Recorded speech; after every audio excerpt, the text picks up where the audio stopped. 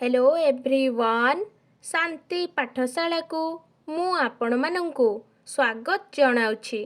आजिकार एक नूतन वीडियो रे आमे आलोचना करिबा आलस्य विषय वस्तु को नहीं एक रचना। वीडियोटी को आरंभ करिबा पूर्वरु चैनल को सब्सक्राइब करिनियंतु एवं पाखरे थिबा बेल आइकन टी को मध्य प्रेस करि दियंतु। चलंतु आरंभ करिबा। विश्व नियंता भगवान विपुल सृष्टिर सर्जना करिछंती। सृष्टिर संपादन निमित्त जड़ ओ जीव जगत रचना करिछंती। मनीष हेउछि तांको सृष्टिर सर्वश्रेष्ठ जीव। बुद्धि ओ विवेकर से अधिकारी।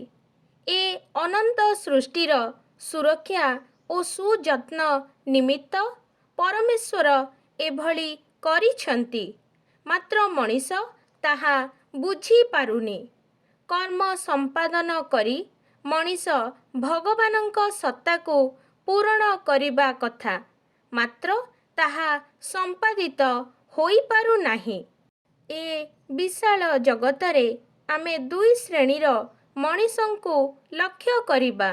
प्रथम कर्मवीर ओ द्वितीय कर्मभीरु। जो माने कर्मवीर से माने जीवनर लक्ष्य पूरण निमित्त उत्थान पतन घात प्रतिघात बाधा विघ्न को भ्रूक्षेप न करी कर्म पथरे अग्रसर हुअन्ति। जीवन रे से माने सफलता मध्य अर्जन करन्ति। मात्र जो माने कर्मभीरु से माने अन्य उपरे आश्रय करी आलस्य जीवन यापन करन्ति। कर्महीन जीवन एक अभिशाप। कारण कौनसी कर्म संपादन न करी बंचिबा एक निरर्थक जीवन। कर्मरे प्रवृत्त न रहिले नाना मंद चिंता आसी मन को विषाक्त करि दिए। फलरे मनीष चोरी डकायती नीच घृण्य कार्य लिप्त रहे। मनीष सत् कार्य करिबा उद्देश्य रे ए जगत को आसी थिबारु आलस्य परिहार पूर्वक महत् कार्य रे लिप्त रहिबा उचित। पुनश्च चिर आलस्य मन और शरीरर अशेष क्षति साधन करे।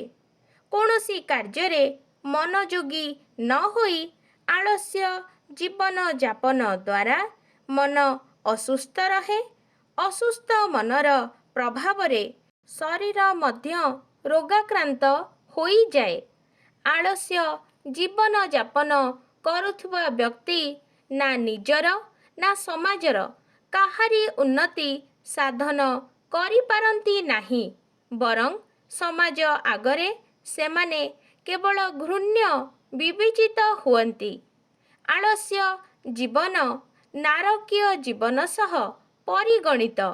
एहा केवल व्यक्ति जीवन को ध्वंस करे नाही, परंतु देश ओ जाति को मध्य अधोपतन करि दिए। काम क्रोध लोभ मोह जेपरी जीवन को नष्ट करि दियंती, आलस्य मध्य ताठारु अधिक क्षति साधन करे। छात्र आलस्य परायण हेले विद्यार्जन करिपारे नाही। बणिक आलस्य हेले व्यवसाय रे क्षति हुए। क्षत्रिय आलस्य हेले देश पराधीन होई जाए।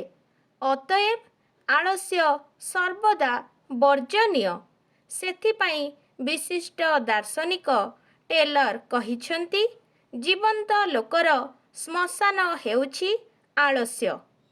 आलस्य त्याग कले मनीष तार लक्ष्य स्थल रे निश्चिंत भावे पहुंची पारे।